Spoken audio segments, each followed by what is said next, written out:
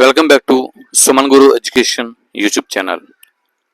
ఈ వీడియోలో మనం ఆంధ్రప్రదేశ్ 10వ తరగతి తెలుగు వాచకం తెలుగు పరిమళం 10 నుంచి మనం కంటెంట్ని కొంత కవర్ చేద్దాం. ఇది 10వ తరగతి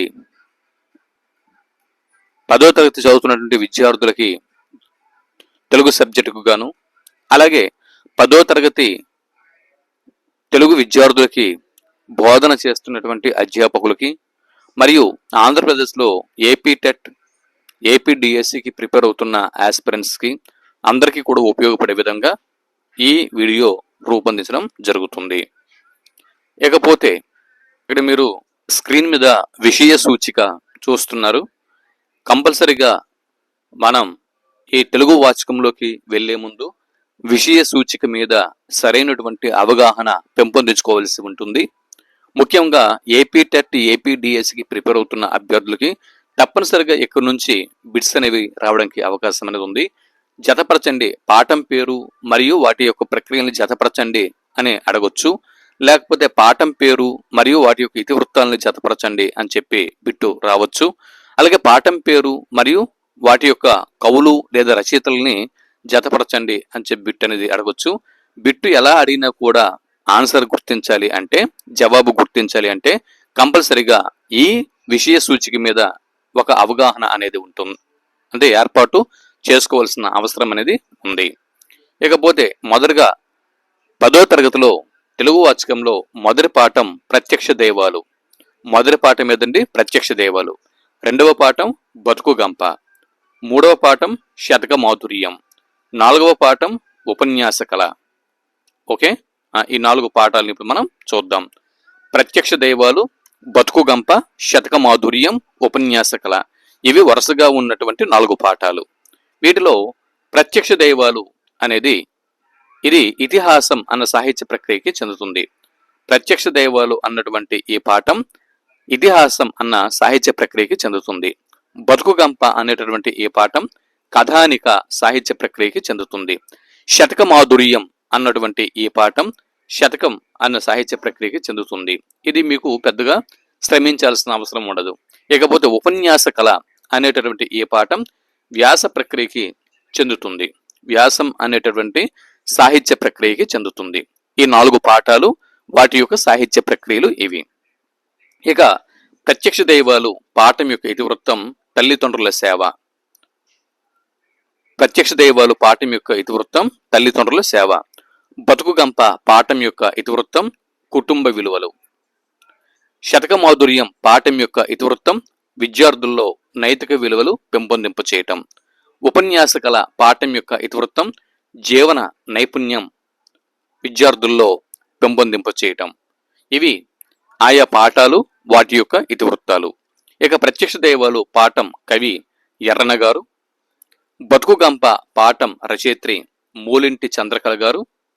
శతక మాధుర్యంలో వివిధ శతకోలు వస్తారు, అది మనం ఆ పాఠంలో తెలుసుకుందాం. ఉపన్యాస కళ ఈ పాఠం యొక్క రచయిత్రి వాసిరెడ్డి సీతాదేవి గారు.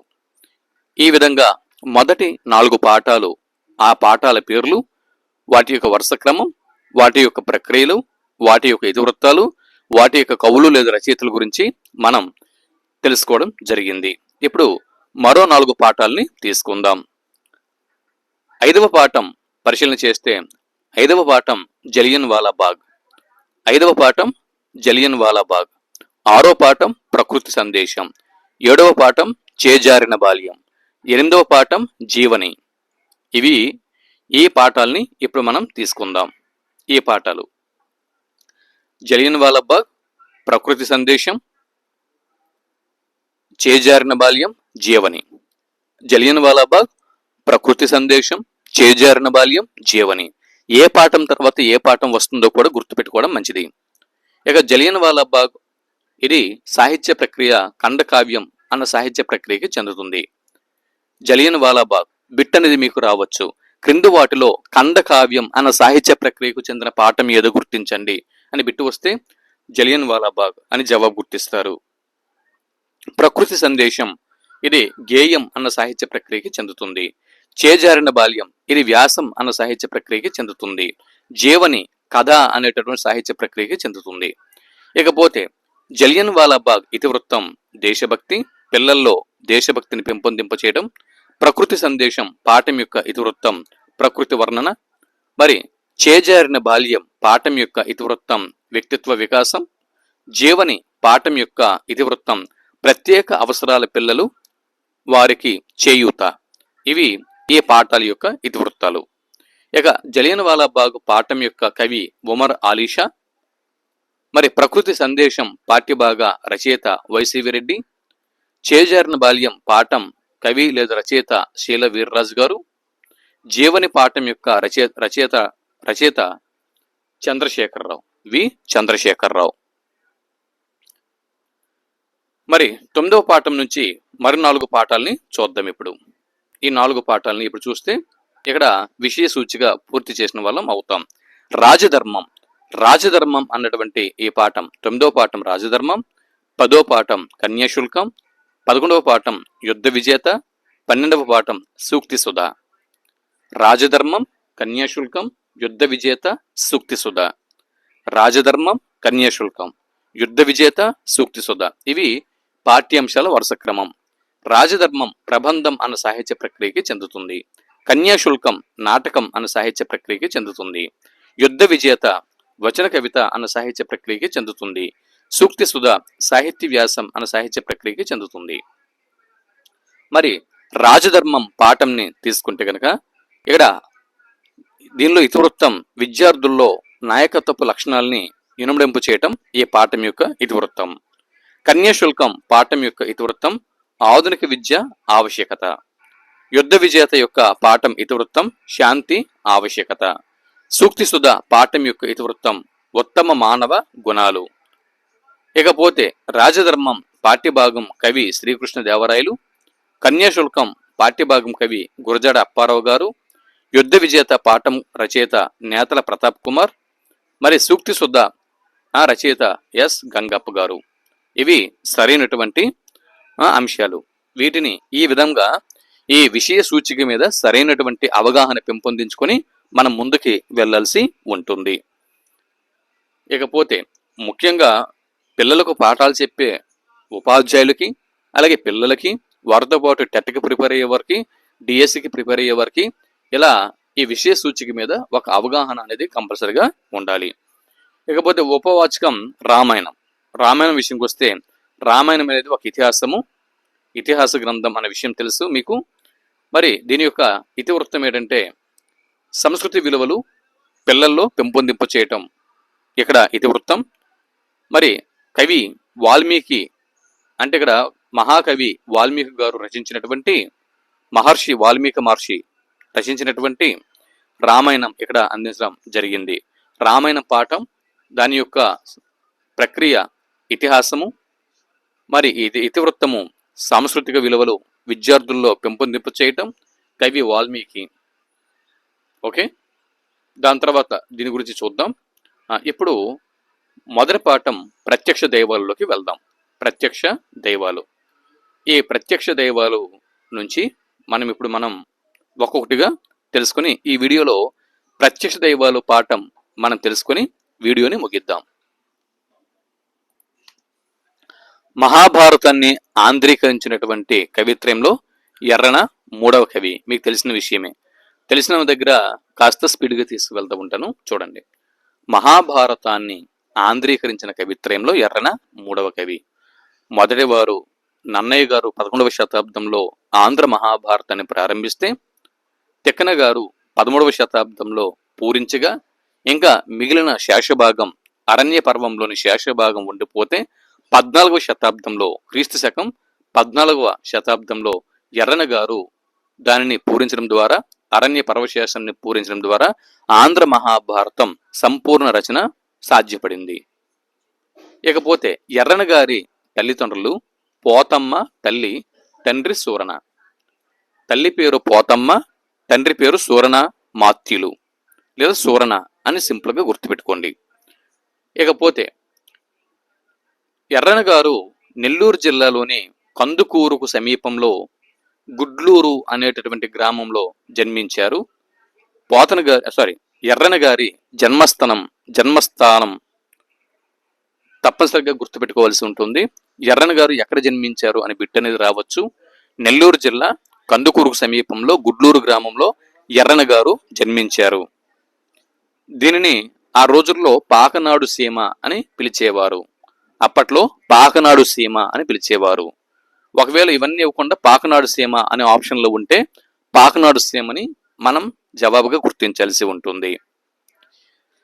మరి అద్దంకిని రాజధానిగా చేసుకుని పరిపాలన చేసినటువంటి ప్రోలయ వేమారెడ్డి, ఆయన ఆస్థానంలో కవిగా ఎర్రన గారు ఉన్నారు. ఎర్రన గారు ఏ రాజు ఆస్థాన కవి అని బిట్టు వస్తే ప్రోలయ వేమారెడ్డి గారి ఆస్థాన కవి. ఈయన రచనలు రామాయణం, హరివంశం, అరణ్య పర్వశేషం, నృసింహ పురాణం ఇవి ఎర్రన గారి రచనలు. శంభుదాసుడు, ప్రబంధ పరమేశ్వరుడు అనేవి ఎర్రన గారి బిరుదులు. ఇకపోతే వీరి రచనా శైలిలో సూక్తి వైచిత్రి పేరెన్నక గన్నది. బిట్ అనేది మనకి ఏపీ డిఎస్సిలో కానీ ఏపీ టెట్లో కానీ ఇలా రావచ్చు. క్రింది వారిలో ఎవరి రచనా శైలి సూక్తి వైచిత్రిగా పేరెన్నక గన్నది అని బిట్టడిగి క్రింద 4 ఆప్షన్లు ఇస్తారు. అందులో ఎర్రన గారి పేరు ఉంటే ఎర్రన అని జవాబు గుర్తించాల్సి ఉంటుంది. ఎర్రన గారి రచనా శైలిలో సూక్తి వైచిత్రి పేరెన్నక గన్నది అన్న విషయం మనం గుర్తుంచుకోవలసి ఉంటుంది. మరి ప్రత్యక్ష దైవాలు అన్న పాఠ్యభాగం ఎక్కడి నుంచి గ్రహింపబడింది? సో ఎర్రన గారు ఆంధ్ర మహాభారతం, అరణ్య పర్వశేషం రచించారు కాబట్టి ఇది మనకు తెలుసు. మరి ఆశ్వాసం నుంచి బిట్టడిగితే గనక 5వ ఆశ్వాసం అని గుర్తుంచుకోవలసి ఉంటుంది. ఎర్రన గారు ఒకే ఒక్క అంశంని మహాభారతంలో రచించారు, అదే అరణ్య పర్వశేషం. కాబట్టి అరణ్య పర్వశేషం అన్నది అందరికీ తెలిసిన విషయం. ఇందులో ఆశ్వాసం మీద బిట్టడిగితే చాలా మంది కన్ఫ్యూజ్ అయ్యే అవకాశం ఉంది. 5వ ఆశ్వాసం అని జవాబు గుర్తించాల్సి ఉంటుంది. ప్రత్యక్ష దైవాలు ఈ పాఠం ఇతిహాసం అన్న ప్రక్రియకు చెందినది అన్న విషయం మనం తెలుసుకున్నాం కదా. ఇతిహాసం అంటే అర్థమేమిటి, ఎలా జరిగింది అని అర్థం.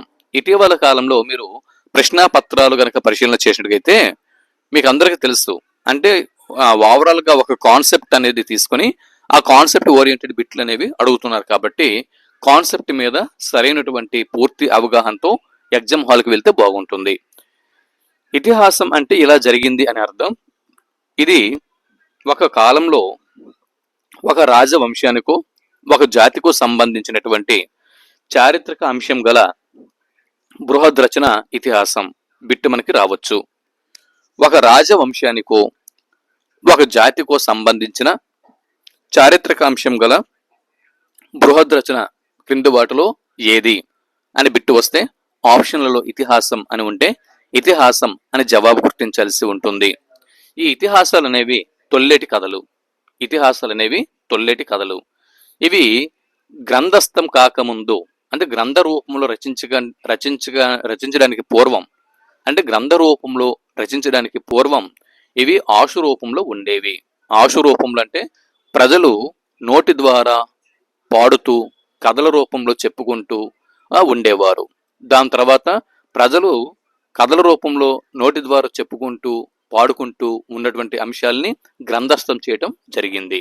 కాబట్టి మొదట ఈ ఇతిహాసాలు అనేవి ఆశు రూపంలో ఉండేవి. ఇతిహాసాలు చతుర్విధ పురుషార్థములు మరియు ఉపదేశాలు మరియు పూర్వ వృత్తాంత కథలతో కూడి ఉంటాయి. బిట్ అనేది మనకి రావచ్చు. ఇతిహాసాలు చతుర్విధ పురుషార్థాలు ఉపదేశాలతో పాటు వీటిని కలిగి ఉంటాయి, గుర్తించండి అని బిట్ అడిగితే పూర్వ వృత్తాంత కథలు అనే ఆప్షన్లు ఉంటే దీన్ని మనం సరైన జవాబుగా తీసుకోవలసి ఉంటుంది.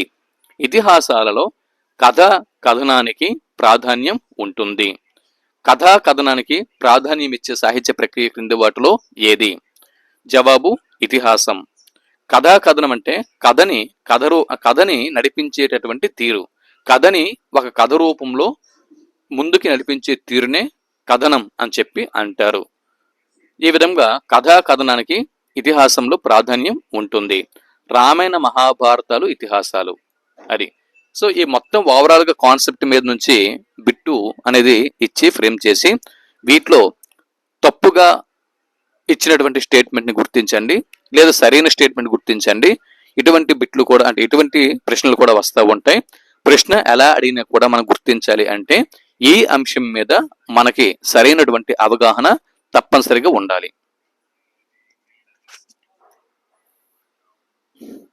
దాని తర్వాత పాఠ్యభాగం యొక్క నేపథ్యం పరిశీలన చేస్తే, పాఠం యొక్క నేపథ్యం అరణ్యవాసంలో ఉన్నటువంటి ధర్మరాజుతో మార్కండేయ మహర్షి కౌశికుని యొక్క కథను చెబుతాడు. ఇక్కడ కౌశికుడు అంటే విశ్వామిత్రుడు. అరణ్యవాసంలో ఉన్నటువంటి ధర్మరాజు అంటే కౌరవులతో జోదం అయిపోయిన తర్వాత, కౌరవులతో జోదం అనేది అయిపోయిన తర్వాత, అంటే జోదంలో ఓడిపోయిన తర్వాత పాండవులు అరణ్యవాసంకి వెళ్తారు, మనకు తెలిసిన విషయమే. ఇలా అరణ్యవాసంలో ఉన్నప్పుడు ధర్మరాజుతో మార్కండేయ మహర్షి, ఎవరండి? మార్కండేయ మహర్షి, పేరు గుర్తుపెట్టుకోండి, మార్కండేయ మహర్షి కౌశికుని కథను ధర్మరాజుకి చెబుతాడు. కౌశికుని యొక్క విద్యాభ్యాసం ముగిసినట్లు గురువు ప్రకటిస్తాడు. గృహస్థాశ్రమం స్వీకరించి తల్లిదండ్రులను సేవించు నాయన అని గురువు గారు చెబుతారు. ఇక్కడ కౌశికుడు కొన్నాళ్ల పాటు గురువు దగ్గర విద్యాభ్యాసం చేస్తాడు. కొన్నాళ్ళకి కౌశికుని యొక్క విద్యాభ్యాసం ముగుస్తుంది. ముగిసిన తర్వాత, నాయన ఈ రోజుతో నీ విద్యాభ్యాసం ముగిసింది, ఇక నువ్వు ఇంటికి వెళ్ళి నీ గృహానికి చేరుకొని గృహస్థాశ్రమంని స్వీకరించి నీ తల్లిదండ్రులని ఇక మీదట సేవించుకో అని చెప్పి గురువు గారు కౌశికుడిని పంపించేస్తారు. కానీ కౌశికుడు మరింత జ్ఞానార్జన చేసి సకల ధర్మాలని తెలుసుకోవాలి అని ఆయన బయలుదేరుతాడు. నేరుగా ఇంటికి వెళ్లకుండా, తల్లిదండ్రుల్ని సేవించకుండా ఇంకా మరిన్ని సకల ధర్మాలను తెలుసుకోవాలి, మరింత జ్ఞానార్జన చేయాలి అని చెప్పి తాను బయలుదేరుతాడు. అలా బయలుదేరుతూ వెళ్తూ ఒకరోజు ఒక మర్రి చెట్టు నీడలో కూర్చొని వేదాధ్యయనం చేస్తూ ఉంటాడు కౌశికుడు. ఆ సందర్భంలోన అదే సమయంలో ఆ చెట్టు కొమ్మ మీద ఉన్నటువంటి ఒక పక్షి ఆ కౌశికుని మీద రెట్ట వేస్తుంది. వేదాధ్యయనంలో ఉన్నటువంటి కౌశికుడు ఎప్పుడైతే ఆ పక్షి రెట్ట వేసిందో కోపంతో దాని వంక చూడగా, ఆ పక్షి పక్షి వంక చూడగా అది కాలి బూడిద అయిపోతుంది ఆ పక్షి. ఆ తర్వాత మధ్యాహ్న సమయంలో ఒక ఇంటి ముందు నిలబడి భిక్ష కోరుతాడు. భవతి భిక్షాందేహి, అమ్మా భిక్ష, తల్లి భిక్ష అని ఒక ఇంటి ముందు నిలబడి భిక్ష కోరుతాడు కౌశికుడు. ఆ ఇంటి ఇల్లాలు అదే సమయంలో ఇంటికి వచ్చిన తన భర్తను సేవిస్తూ ఉండటం వల్ల భిక్ష వేయటం ఆలస్యం అవుతుంది. మరి ఎప్పుడైతే తన భర్తకు తాను సేవ చేస్తూ ఉన్నదో కౌశికుడికి భిక్ష వేయడం కాస్త ఆలస్యం అవుతుంది. నిర్లక్ష్యం చేసింది అనేటటువంటి కోపంతో కౌశికుడు ఇల్లాలి వంక చూస్తాడు. అప్పుడు ఆ ఇల్లాలు కౌశికునితో ఇలా అంటుంది, మహాత్మా, నేను చెట్టుపై ఉన్నటువంటి పక్షిని కాను, సన్యాసికి ఇంత కోపం తగదు అని మంచి మాటలు చెప్పి, ఇంకా ధర్మ సూక్ష్మాలను తెలుసుకోవాలనే కోరిక ఉంటే మిథిలా నగరంలో నివసించే ధర్మవ్యాధుని యొక్క మిథిలా నగరంలో ధర్మవ్యాధుడు అనేటటువంటి ఒక మహాపురుషుడు ఉంటాడు. మిథిలా నగరంలో నివసించే ధర్మవ్యాధుడిని ఒకసారి నువ్వు వెళ్ళి కలువుము అని ఆ ఇల్లాలు కౌశికునికి చెబుతుంది. కౌశికుడు ధర్మవ్యాధుడి దగ్గరకు ఆ ఇల్లాలు సూచన మేరకు వెళ్తాడు. ఆ నేపథ్యంలోనిదే ఈ పాఠ్యాంశం. మొదటి పద్యం ఇక్కడ చూడండి. మొదటి పద్యం ఇప్పుడు మనం చూద్దాం. ఏను ఇమ్మైన్ ఉత్తమ విజ్ఞానోన్నతి వడయుటకు నిజం బగు మూలంబైనది గలదొక ధర్మము భూనుత అది నీకు దృష్టముగా నెరింగింతున్ అని ధర్మవ్యాధుడు కౌశికునితో అంటున్నాడు. ఈ పద్యంలో ఎవరితో పలుకుతున్నారయ్యా? ధర్మవ్యాధుడు పలుకుతున్నాడు. ఎవరితో? కౌశికునితో పలుకుతున్నాడు. అంటే ఆ ఇల్లాలి సూచన మేరకు మిథిలా నగరానికి వెళ్ళి ధర్మవ్యాధుడిని కౌశికుడు కలుసుకున్న తర్వాత ఆ కౌశికునితో ధర్మవ్యాధుడు ఇలా అంటున్నాడు: ఓ కౌశిక మహర్షి, నీవు నన్ను సర్వజ్ఞుడవు అంటూ అభినందించావు. అంటే సర్వజ్ఞానం, సకల జ్ఞానాలు తెలిసిన వాడిని అని చెప్పి నువ్వు నన్ను అభినందించావు. సంతోషం. నేను ఇంతటి విజ్ఞానాన్ని పొందటానికి మూలమైనటువంటి ఒక ధర్మం ఉన్నది. ఆ ధర్మాన్ని నీ కంటికి కనిపించే విధంగా తెలియజేస్తాను అని ఇక్కడ కౌశిక మహర్షితో ధర్మవ్యాధుడు పలుకుతున్నాడు.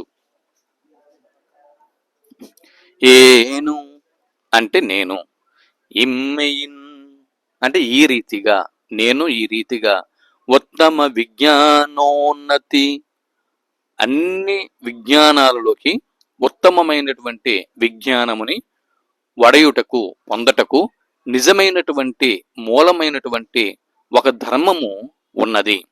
భూనుత, ఈ భూలోకంలో ప్రజల చేత నుతింపబడేటటువంటి ఓ కౌశిక మహర్షి, ఆ ధర్మముని నీకు దృష్టముగా అంటే ప్రత్యక్షముగా నీకు తెలిసే విధంగా నేను ఎరింగింతున్, ఇప్పుడు నేను చెబుతాను వినుము అని చెప్పి ధర్మవ్యాధుడు కౌశికునితో ఈ పద్యంలో పలికాడు. దాని తర్వాత వచనం చూడండి. అభ్యంతర గృహంబునకు రమ్మని అతని దోడ్కొనిచని మనోహరంబై చతుశాలంబై వివిధ సౌరభ సంవాసితంబైన హర్మ్యంబునందు మహితా సనాసీనులైన వారిని తన జనని జనకులను అభిమతాహార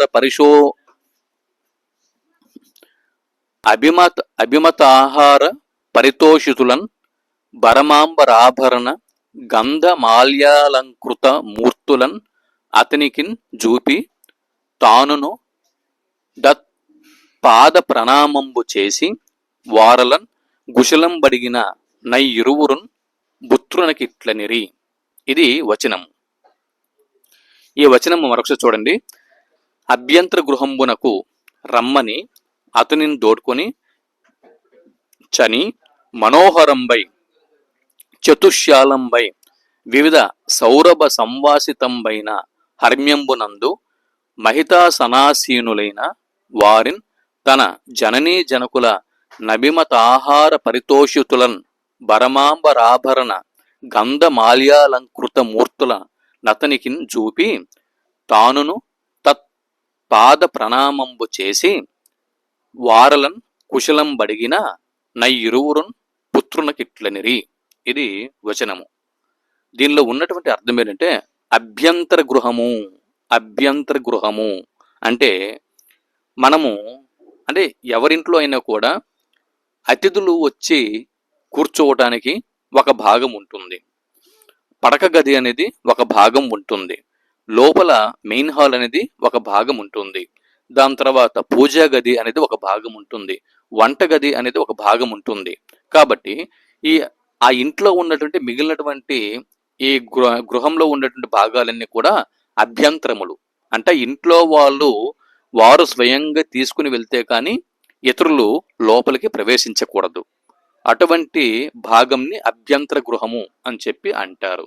సాధారణంగా అతిథులు ఎవరైనా కూడా పరాయి వారి ఇంటికి వెళ్ళేటప్పుడు వారి యొక్క లిమిట్ ఎంతవరకు అండి?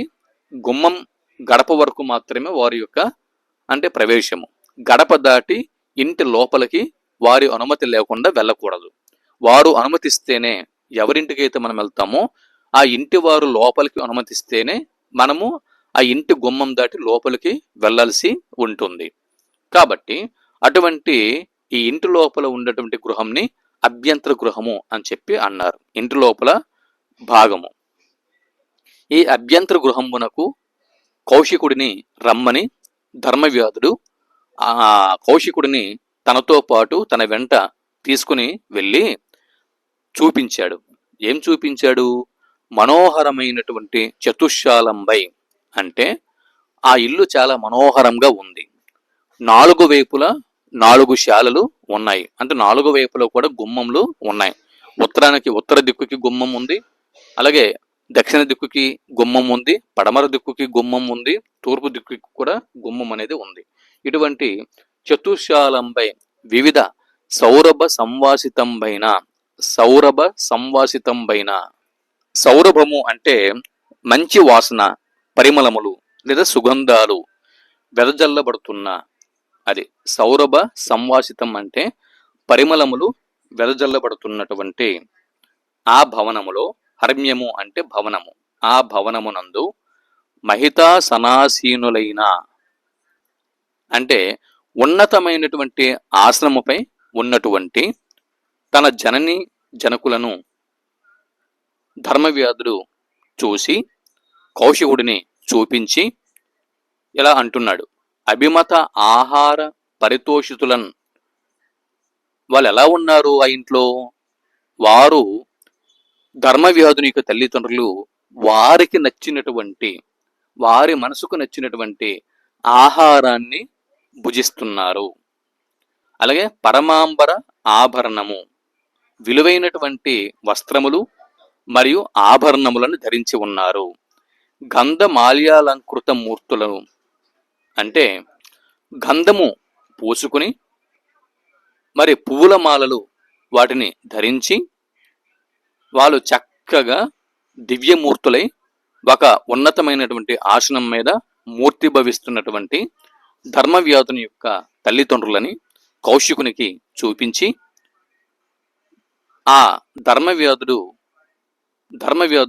ఇక్కడ వారి యొక్క తల్లిదండ్రులకి పాద ప్రణామము చేసి, అంటే వారి యొక్క కాళ్ళకి నమస్కారం చేసి వారలను కుశలం అడిగి, అంటే ధర్మవ్యాధుడు తన యొక్క తల్లిదండ్రులకి అన్ని రకాల కుశలములు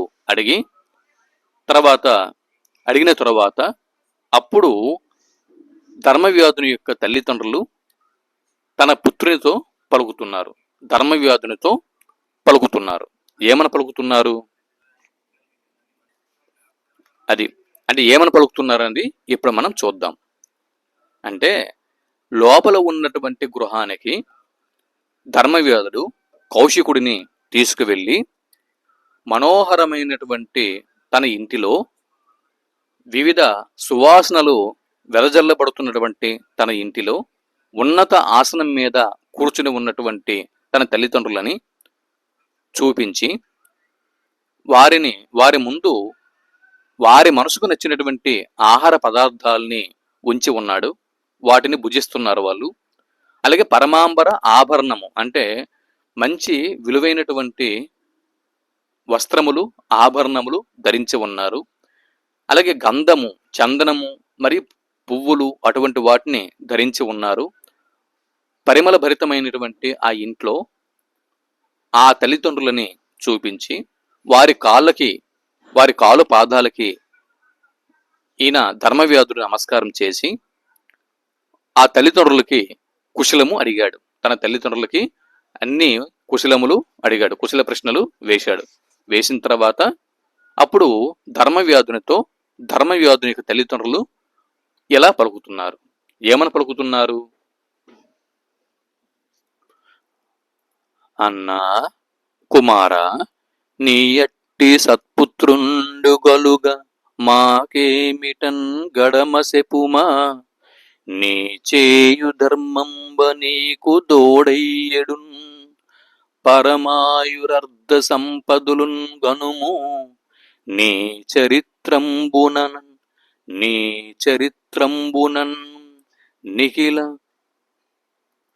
నిఖిల వంశమున్ పవిత్రమయ్యే మానుష దేహమేల ధరించితో కానీ, మానుష దేహమేల ధరించితో కాని, తత్వమారయ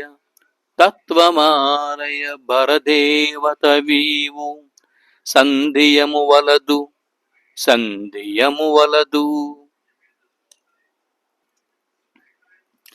వాక్ మన కర్మములన్ పితృవత్సలత్వ వాక్ మన కర్మములన్ పితృవత్సలత్వము మొక్కరూపుగా జలుపుచూనున్నయట్టి సద్గుణాకారు నిన్నెను నిన్నెన్ని